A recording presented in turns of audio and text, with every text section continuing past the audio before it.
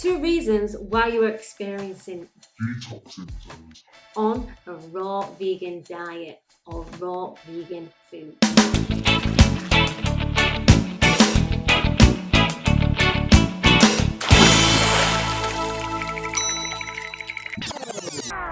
If you are new here, welcome to my channel. We talk about the Rawlicious lifestyle, getting that body and life you truly desire. But we dig deep. We talk about some serious stuff.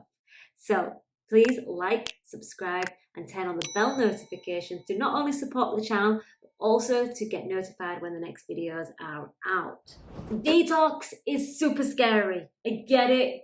And that's what puts a lot of people off detoxing, eating cleaner, going through those detox challenges.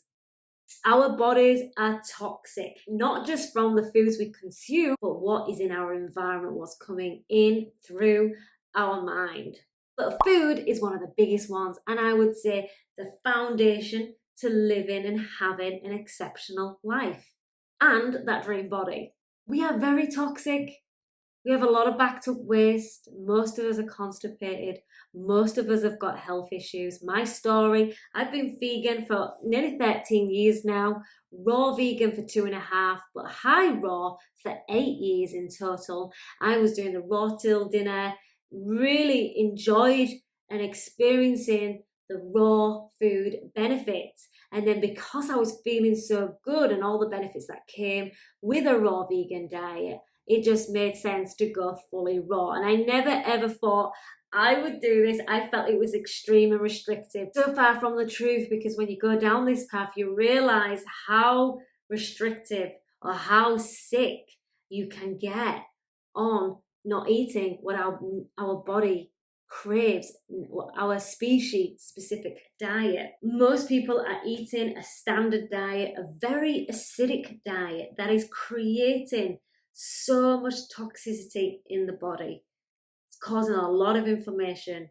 Anything from weight gain, psoriasis, skin issues, disease, all these chronic issues are down to your diet, what you consume, your gut, your microbiome in your gut.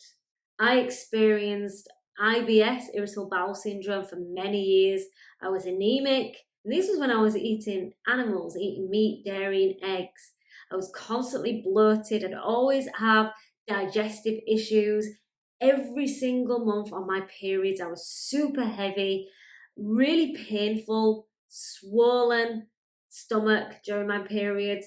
And also I was having monthly headaches and migraines. And I just knew this was not normal.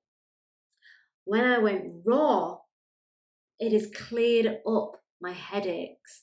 I did a 30-day juice cleanse back in 2020, and that really changed my whole perception on diet. I thought veganism and being high raw was exceptional and amazing, but this fully raw is going to heal all your chronic issues, your health challenges, not even just physically, but mentally as well. And those are the 2 things that I'm going to discuss today: how we experience and why we experience severe detox symptoms. And they are the physiological and the psychological. So I like to break it down into those 2 areas. Now we'll talk about the physical aspects and the issues that come around and the detox symptoms. Like I said, most of us are backed up. We have poor gut health. And in order to get well and get healthy is we really do need to clean out the gut. And the only way to really do that in the most effective and efficient is a juice cleanse. But some people are so toxic that is too intense. So with my clients, we work with where they're at. We don't do all or nothing. I know from my experience and my clients' experience, that does not work for everybody. It is a challenging experience, not just cutting out the foods, but also because of the detox experience, the physical aspect that we do experience detoxing. So because we're so backed up, and depending on where you're at, depends on the severity of what you're going to feel. It can be from really extreme, intense to quite mild. So in the physical aspect, we're talking about the headaches, the nausea, the fatigue, the tiredness. You might not be as alert, you might not feel as good, especially in the early days of detoxing. So once you start eating healthy, eating more whole, raw living foods, if you're going on a juice cleanse, you will start to experience the heaviest of detox symptoms during the first 3 to 7 days.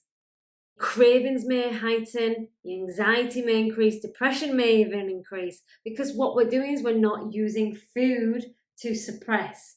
And these two reasons, these detox experiences, intertwine with each other, because the physical aspect is, yes, you're going to feel all the intense feelings that you've been suppressing and numbing for years and maybe even escaping from. So it's time, if you want to change, if you want to delve deeper into your spiritual practice, if you want to heal, if you're sick and tired of being sick and tired, then we do need to go through these challenging detox symptoms. Now we can gradually do that. This is where I offer one-on-one coaching or my membership group to support you on your journey of where you are right now, because I do know this is not an easy path.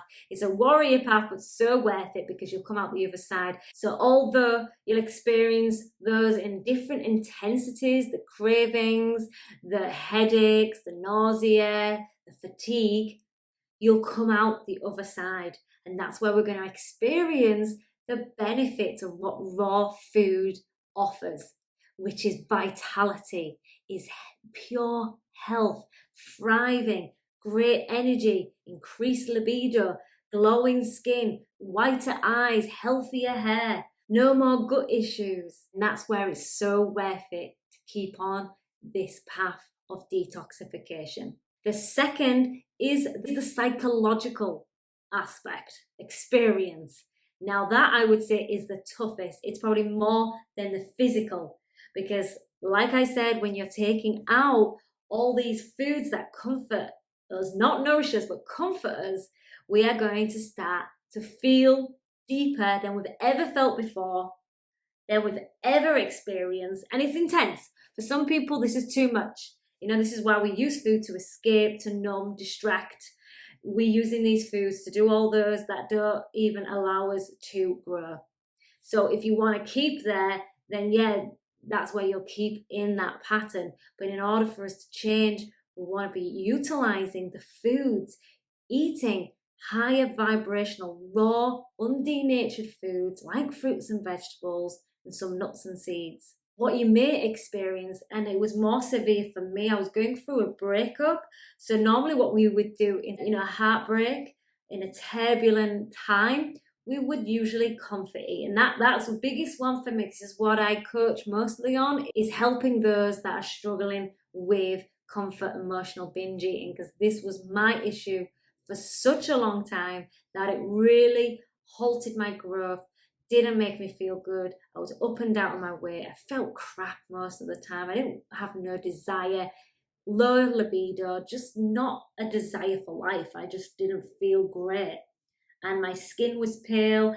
I wasn't vibrant, but I wasn't dealing with my emotions in a productive, more calm, peaceful way.